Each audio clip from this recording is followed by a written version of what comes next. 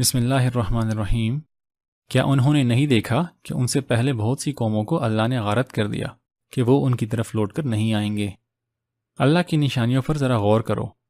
مردہ زمین کو زندہ کرنا، انگوروں اور کھجوروں کے باغ پیدا کرنا، چشمے جاری کرنا، ہر شے کا جوڑا پیدا کرنا، رات اور دن کا بدلنا، سورج اور چاند کا اپنے راستے پر چلنا، ایسے کہ نہ سورج کے بس میں ہے کہ وہ چاند کو جا پکڑے، نہ رات دن پر سبقت لی جا سکتی ہے۔ سب اپنے اپنے دائرے میں سفر کر رہے ہیں۔ یہ تمام اللہ کی قدرت کی نشانیاں ہیں، مگر لوگ ان نشانیوں کو دیکھ کر متوجہ نہیں ہوتے۔ جب ان کو کہا جاتا ہے کہ ناداروں پر خرچ کرو تو کہتے ہیں کہ اگر اللہ چاہتا تو خود ہی ان کو دے دیتا۔ قیامت کا دن وہ ہوگا جس میں کسی پر ظلم نہ ہوگا۔ اس دن مجرموں کو الگ کھڑا کیا جائے گا اور ہر ایک کے منہ پر مہر لگا دی جائے گی، اور انسان کے ہاتھ پاؤں اپنے کیے ہوئے کاموں کی گواہی بول کر دیں گے۔ اللہ تو وہ ہے کہ جب وہ کسی کام کا ارادہ کرتا ہے تو کہتا ہے ہو جا، اور وہ کام ہو جاتا ہے۔ تم سب کا معبود بس ایک ہی ہے۔ یہ قرآن کا مذاق اڑاتے اور اسے جادو بتاتے ہیں اور قیامت کو عقل کے خلاف سمجھتے ہیں۔ بس ایک زور کی آواز ہوگی اور یہ اپنی آنکھوں سے قیامت کا برپا ہونا دیکھ لیں گے۔ اس دن یہ بہت افسوس کریں گے۔ نوح علیہ السلام نے اللہ کو پکارا تو اللہ نے انہیں اور ان کے گھر والوں کو بچا لیا۔ انہی کے طریقے پر ابراہیم علیہ السلام تھے، جنہوں نے اپنے باپ اور اپنی قوم کو کہا کہ یہ تم کن کو پوچھتے ہو، پھر موقع پا کر ان کے بت توڑ ڈالے۔ قوم نے آپ کو آگ میں ڈالنے کا فیصلہ کیا، مگر آپ آگ میں سے صحیح سلامت نکل آئے۔ اللہ نے آپ کو بڑی عمر میں اسماعیل علیہ السلام کی خوشخبری دی۔ جب اسماعیل علیہ السلام تھوڑے بڑے ہوئے تو اللہ کے حکم پر اسے ذبح کے لیے لٹایا۔ اللہ نے اسماعیل علیہ السلام کو بچا لیا اور ابراہیم علیہ السلام کی قربانی قبول کر لی۔ کافر فرشتوں کو اللہ کی بیٹیاں کہتے تھے، حالانکہ وہ اس کی مخلوق ہیں اور ہمہ وقت صف باندھے اس کی تسبیح اور تقدیس میں مصروف ہیں۔ تمہارا رب پاک ہے ہر قسم کے عیب سے، اور ہر طرح کی تعریف اسی کے لیے ہے۔ وہ تمام جہانوں کا رب ہے۔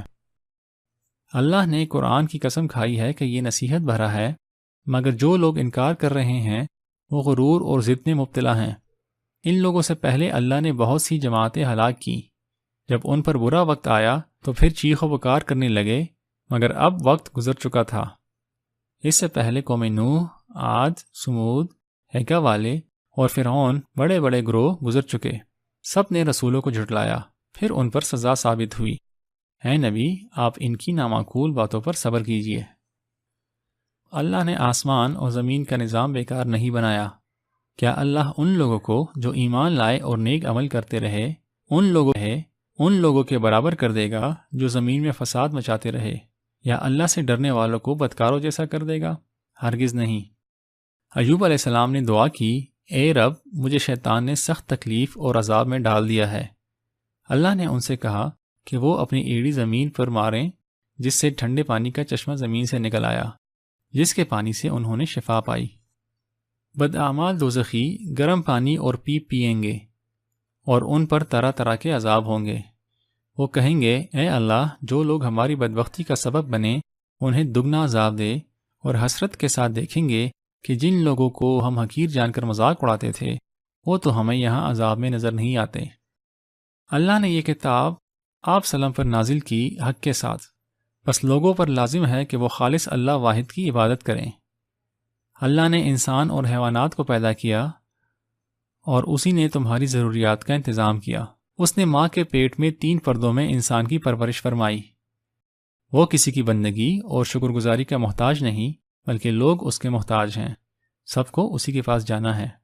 جس کا سینہ اسلام کے لیے کھول دیا گیا وہ اپنے رب کے نور پر ہے، اور جن لوگوں کے دل اللہ کی یاد سے اثر نہیں لیتے وہ گمراہی میں مبتلا ہیں۔ اللہ نے بہترین کلام یعنی قرآن نازل کیا، جو ایسی کتاب ہے کہ اس میں آپس میں ملتی جلتی اور بار بار دہرائی ہوئی آیتیں ہیں۔ جو لوگ اپنے پروردگار سے ڈرتے ہیں قرآن کو سن کر ان کے رونگٹے کھڑے ہو جاتے ہیں، پھر اللہ کی یاد پر ان کی کھالیں اور دل نرم ہو جاتے ہیں۔ اللہ نے قرآن میں لوگوں کو طرح طرح کی مثالیں دی ہیں۔ بے شک آپ کو بھی مرنا ہے اور ان کو بھی، پھر تم لوگ قیامت کے دن اپنے رب کے پاس اپنا مقدمہ پیش کرو گے۔